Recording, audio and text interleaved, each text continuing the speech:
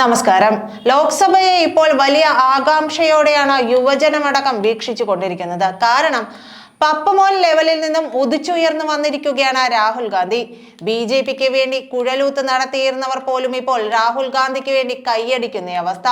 അത്ര ഷാർപ്പ് പ്രസംഗമാണ് ലോക്സഭയിൽ രാഹുൽ ഗാന്ധി നടത്തുന്നത്. എന്തായാലും BJPക്കും RSSനും ഇതിലൂടെ ഒരു കാര്യം മനസ്സിലായിട്ടുണ്ട്. ചില മാറ്റങ്ങൾ വരുത്തിയില്ലെങ്കിൽ കാര്യങ്ങൾ അവതാളത്തിലാകും. അതുകൊണ്ട് തന്നെ ചില നിർണായക മാറ്റങ്ങൾ വരുത്താൻ ഒരുങ്ങുകയാണ് BJP. മോദി എന്ന തല BJPയിലും RSSനും ഒരു ചർച്ചാ വിഷയമാകുന്നുണ്ട് എന്നതാണ് അവസ്ഥ. അടുത്ത വർഷത്തോടെ ഇന്ത്യൻ പ്രധാനമന്ത്രിക്കും RSS നേതാവ് മോഹൻ ഭാഗവതിനും 75 വയസ്സ് പൂർത്തിയാവുകയാണ്. സെപ്റ്റംബർ 11 മോഹൻ ഭാഗവതും സെപ്റ്റംബർ 17 നരേന്ദ്രമോദിയും 75 വയസ്സ് തികയ്ക്കുമ്പോൾ RSS നിയമ സംഹിതയനുസരിച്ച് വിരമിക്കേണ്ട പ്രായത്തിലെത്തുകയാണ്. മോഹൻ ഭാഗവത് വിരമിക്കാൻ തയ്യാറാണെങ്കിലും സാക്ഷാൽ നരേന്ദ്രമോദി വിരമിക്കാൻ തയ്യാറല്ല എന്നതാണ് BJP നേതൃത്വത്തെ അറിയിച്ചിരിക്കുന്നത്. ആയതിനാൽ JP നദ്ദയെ പാർട്ടി പ്രസിഡന്റ് സ്ഥാനത്ത് നിന്ന് മാറ്റി നിർത്തി അമിത്ഷായെ പാർട്ടിയുടെ പ്രസിഡന്റ് ആക്കുവാൻ അണിയറയിൽ ചർച്ചകൾ സജീവമായി നടക്കുന്നുണ്ട്.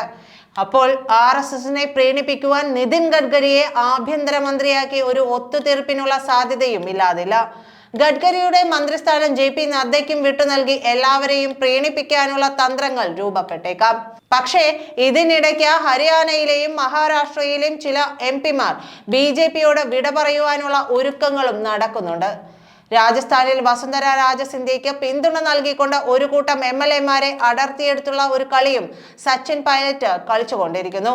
ബീഹാറിലെ നിതീഷ് ഇനിയൊരു കാലുമാറ്റത്തിന് ബാല്യമില്ല എന്ന് പ്രഖ്യാപിച്ചിട്ടുണ്ട്. എങ്കിലും ആന്ധ്രയിൽ ജഗ്മോഹൻ റെഡ്ഡിയെ പൂട്ടുവാൻ BJP പച്ചക്കൊടി കാണിക്കാത്തതിനാൽ നായിഡുവും ഭീഷണികൾ മുഴക്കി തുടങ്ങി.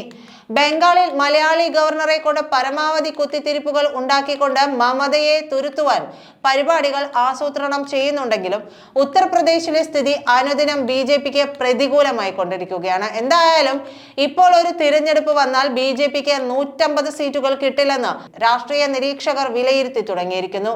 അതിനിടയിൽ തന്നെ മറ്റൊരു സുപ്രധാന കാര്യം കൂടി BJP നടപ്പാക്കി കഴിഞ്ഞു. അതായത് രാഷ്ട്രീയ സ്വയം സേവക് അധ്യക്ഷനെ ഇന്ത്യൻ സെക്യൂരിറ്റിയുടെ അത്യുന്നതമായ ASL കാറ്റഗറിയിൽ പെടുത്തി. ഇതുവരെ അമിത്ഷായ്ക്ക് മാത്രം ലഭിച്ചിരുന്ന ഈ പ്രൊട്ടക്ഷൻ ഇനി മുതൽ മോഹൻ ഭാഗവതിന് കൂടി ലഭിക്കുകയാണ്.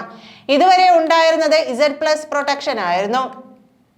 സംരക്ഷകന്റെ സുരക്ഷ ഉറപ്പാക്കുന്നതിനുള്ള സുരക്ഷാ നടപടികളുടെ തയ്യാറെടുപ്പിലും മാനേജ്മെന്റിലും ASL ഡ്രിൽ ശ്രദ്ധ കേന്ദ്രീകരിക്കുന്നു.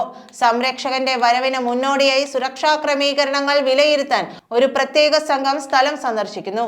ടീം പോരായ്മകൾ തിരിച്ചറിയുകയും ഭീഷണി വിശകലനം ചെയ്യുകയും ലോക്കൽ പോലീസുമായുള്ള ആസൂത്രണവും ഏകോപനവും വിലയിരുത്തുകയും എല്ലാം ചെയ്യുന്നുണ്ട്.